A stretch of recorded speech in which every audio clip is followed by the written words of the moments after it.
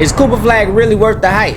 Jimmy High Roller dropped another video. He always drop bangers. Let's see what he got to say. Let's do it. How do you know when you're watching the beginnings of an all-time great talent? Not just elite or exceptional talent, but the kind of player you could say appears once in a generation.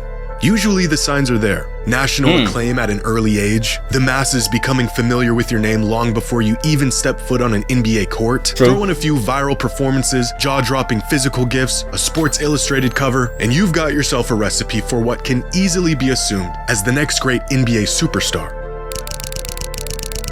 The problem is we are terrible at predicting truly generational talent. See? He caught me. He already saying that, hey, man. This kid was giving Team USA buckets before he even made it. I saw that video. He definitely was. But what Jimmy High Roller is really saying right now is we call everybody generational talents. And they always flop. I like where he going with this. For every player that gets slapped with the label of being generational and lives up to it, there's about 10 more who don't even come close. But what do you call a player who was given the description of generational at 16 years old, went toe-to-toe with LeBron as a high schooler, and was projected to go first overall in the NBA draft 3 years before he was even eligible for the draft? Cooper Flagg has faced some of the highest expectations of any recent NBA prospect, and up to this point has exceeded all of them. But even after becoming one of the most obvious first overall picks in recent draft history, some fans justifiably still have their Look at that stat line. Look at that stat line. But we can't fault him for a summer league game. This was actually a summer league game versus Bronny James. And Bronny James actually was guarding him. So I don't know if he was guarding him the whole time, but if you get locked up by Bronny. Doubts. Opinions ranging from he could be the greatest player of also, the NBA draft is rigged. Because how they trade away Luka, then get the #1 pick. Era all the way to he's one of the most overrated prospects we've seen recently. After missing on numerous alleged generational prospects in recent years, it's clear why some fans are hesitant. I thought Zion was gonna be crazy, bruh. I used to watch Zion highlights. I was like, yo, Zion gonna be crazy in the league. He does have his moments, but he ain't the injuries, bro. Can't even stay on the floor. To give such a hefty label to anyone. And yet some remain certain that Cooper is generational, which begs the question, what makes Cooper Flagg the transcendent talent some say he is? And is he really worth the hype? Or are some fans setting him up for the same exact fate other generational talents have suffered? To answer this question, we have to go back long before anyone even knew the name Cooper Flagg. All right. Take us back then, Jimmy. You finna get in his bag. Today's video is there are lasers sent off.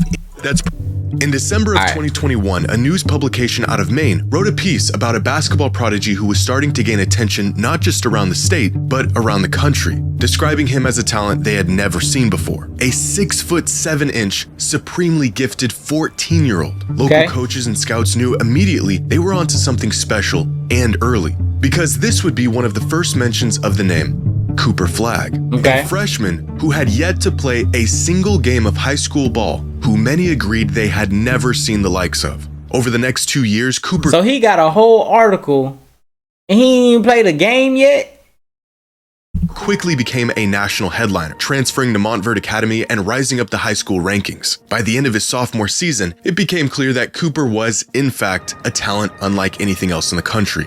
The secret was out. Cooper Flagg may just be next up. A conversation that led to this. The first mention of Cooper Flagg not just as a great prospect, but as a generational prospect. This came out following a successful summer season where Flagg jumped up national rankings from a 5-star prospect to the consensus #1 player in the country in his class. Like many others before him, the towering propositions about his game and what he might become began to ramp up. But being called generational isn't necessarily out of the norm for prospects of this caliber. However, what is out of the norm is the fact that this article was published on August 3rd, 2023. 2 years before.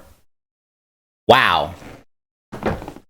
I think what people do sometimes too when it comes to predictions and stuff, they try and projections, they try to be first.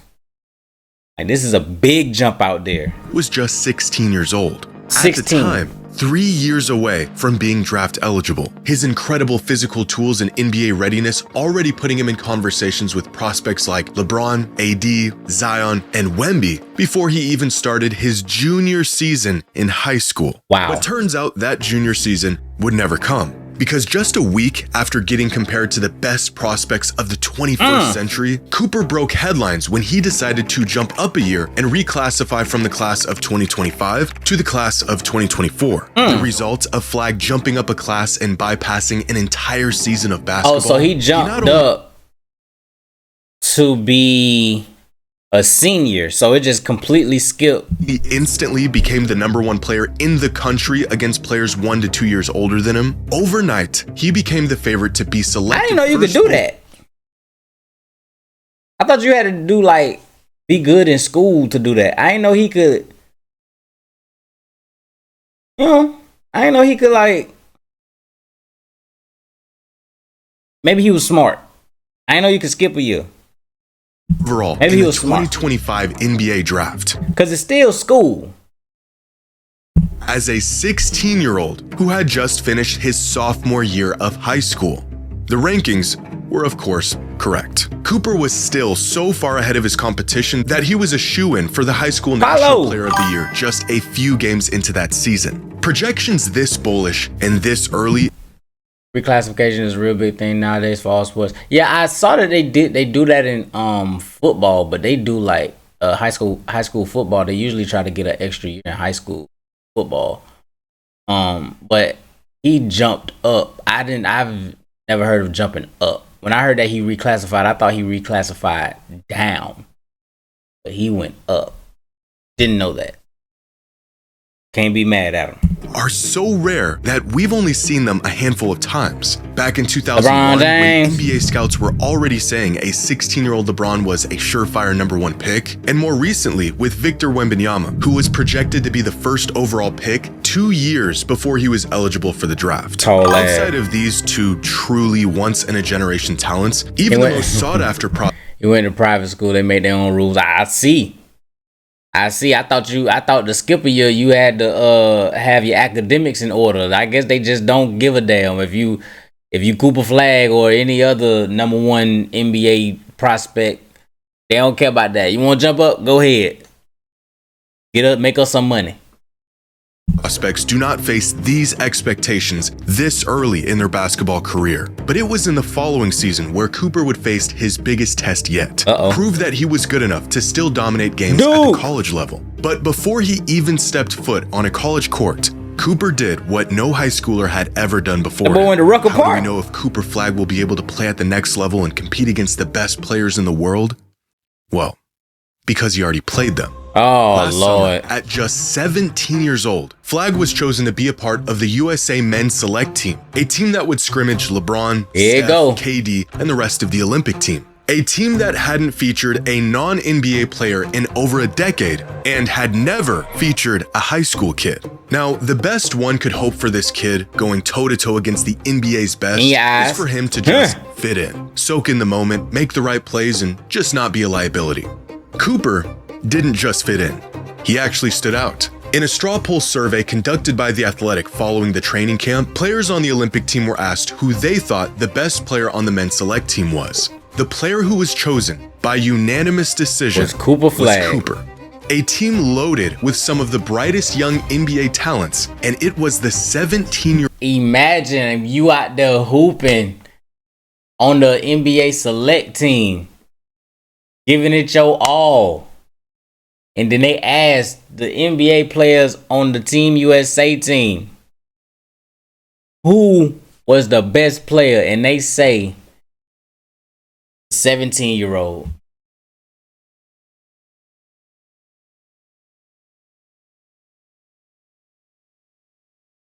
I'll be hurt. 20-year-old kid that played better than all of them. I'll be hurt. By the end of the summer, Cooper had already checked off every generational box. He received national acclaim. He was way ahead of schedule in his frame and development to the point where it just wasn't even fair. He went from dominating his class to dominating the country to playing and holding his own against the best players in the world. And of course, he had earned the generational label. The next challenge in front of him was college, which at that point wasn't really a challenge at all. As the second youngest player in the entire country, Cooper immediately became the best player in college basketball, putting up 19, 7, and 4 a game as... This is when they should have dropped NCAA basketball. It would have been a perfect person to market. Now he's already in the league. That's what's going to hurt NCAA basketball. That's what's going to hurt NCAA basketball. Because they do one and done. How basketball works from college football. College football, you know that person is going to be there at least 3 years. You grow, you get to learn who they are, see their stats, and know them as a player. College basketball not like that. It's not like that. It's going to be tough because nobody's staying. If you stay too long in college basketball, your draft stock actually gonna fall. Leave that game on the shelf. Nobody wants it. Actually, I do. I want EA college basketball because I just want something different than 2K.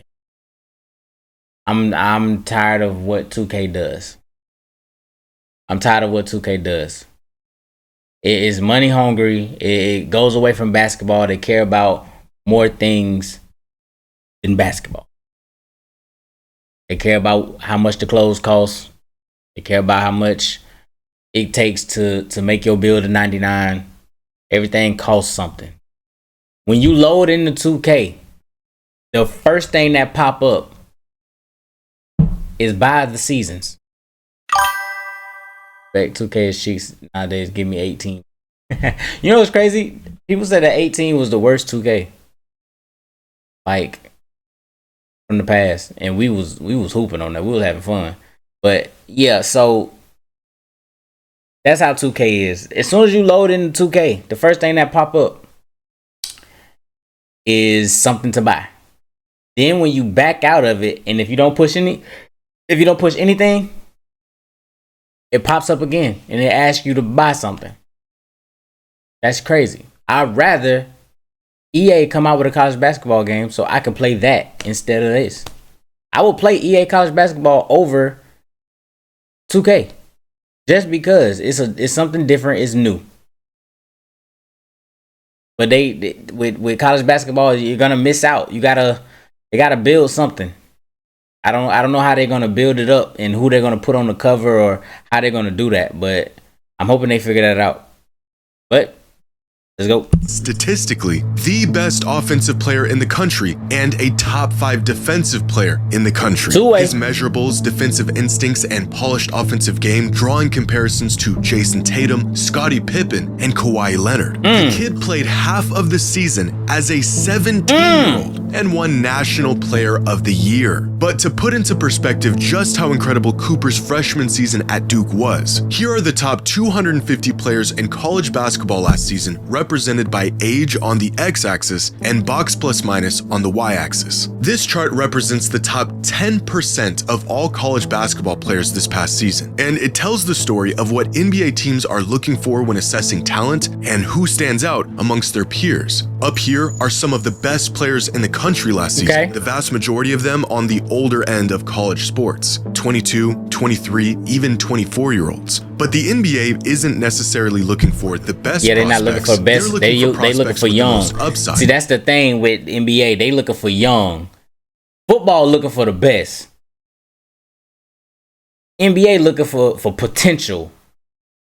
So they can stay there for a long time. That's why if you're in college for more than 1 or 2 years, they don't really look at you no more. That's why it's going to be tough to market somebody in college basketball. Young guys who have the highest ceiling. And this becomes clear if we highlight all 30 players selected in the first round of the 2025 NBA draft. All these players over here, even this guy right here, is not a first round draft pick. Not a first round draft pick. But these guys is.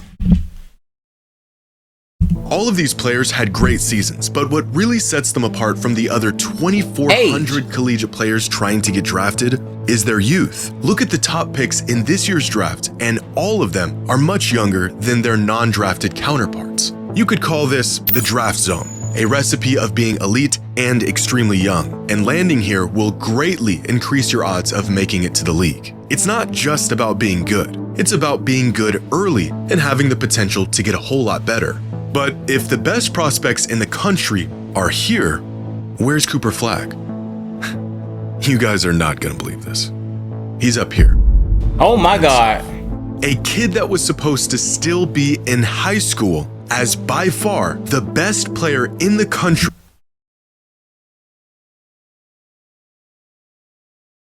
Cooper Flagg, boy, he building you up right now. Boy, please don't be a bust. With that bus video gonna get millions of views. the most upside. It is not a stretch to say Cooper Flagg is a generational talent. But here's the catch. Despite all of the incredible things he's done over the last few years, and his absurd NBA readiness at a young age and just how much upside he possesses, Cooper is not the exception. When LeBron came into the league, we had never seen a prospect quite like him up to that point. When Victor Wembanyama was drafted, we definitely had never seen a player like him before. In fact, I didn't even know a player like him was in the realm of possibility. But we have seen players even recently. Victor Wembanyama was made in a lab. He was made in a lab. He's not real. The alien. Because it felt like we didn't know him beforehand, and he just boom, boom, boom. Like, whoa. That's why he's not real. He's an alien. Recently, like Cooper Flagg, that were just as talented, just about as young, with games just as NBA ready as Flagg's is. And even when we think we know the recipe for a surefire megastar, history has shown us that oftentimes we don't know the difference between great talent and generational talent. Since 2000, there have been 12 players who were given the label of generational, from LeBron and Greg Oden to Zion and Wemby. Now, for many of these names, similar to Cooper Flagg, their title as generational was accepted, but not by everyone. Like Greg Oden back in 2007, who truly did look like a once-in-a-generation big man coming out of college. Him getting selected over Kevin Durant is about all the evidence you need of that. Same with Zion Williamson in 2019, another incredibly hyped prospect with superstar potential who blew the doors off of college basketball for a season, but has been completely derailed thanks to injuries. 12 proclaimed generational prospects in 26 years, or about one projected generational talent every other year, is a gross overestimation not just of talent, but how often this kind of talent comes around. Among the true generational talents and the ones who had the potential to be one are the players who were thrown into a conversation they should have never been in. Dwight Howard and Anthony Davis are both incredible Hall of Famers, but still not quite generational. Andrew Wiggins and Ben Simmons looked the part, but fell short by about a mile. Believe it or not, even players like DeAndre Ayton and Cade Cunningham managed to earn the generational label leading up to the time they were drafted. Of these 12 players, one of them truly lived up to the lofty label, and another one is currently proving he was worthy of the label. The general public predicted 12, and we got 2. No matter how many players we claim to be generational, turns out once in a generation truly means once in a generation. And with Wemby clearly being the guy of this era, we may not be due for another generational talent for quite some time. What are the odds Cooper lives up to the absolute upper end of the ceiling people have placed on him? I hope we do. Well, no one actually knows. If what a player did leading up to the time of them being drafted told us who they would become in the league, then Zion, Ben Simmons, and Andrew Wiggins would be the face of the NBA right now. The inverse of this is also true. If pre-draft projections were any indication of who a player would eventually become, Giannis, Jokic, and Kawhi would have been written off years ago. We may have an idea of what a player might become, but that's it, an idea. Truth is, some of these once proclaimed generational talents didn't fail to meet their potential. It's likely that they were just never the once-in-a-generation talent some claimed them to be. All things indicate that Cooper Flagg could be a truly transcendent player in the league. Of course, that's if indication meant anything at all. Only time will tell what Cooper's true potential is and if he'll rise up and meet it. Another good video. Jimmy High Roller. Y'all go subscribe to his channel. You see I'm subscribed. He be dropping bangers after bangers after bangers. But it's been another stream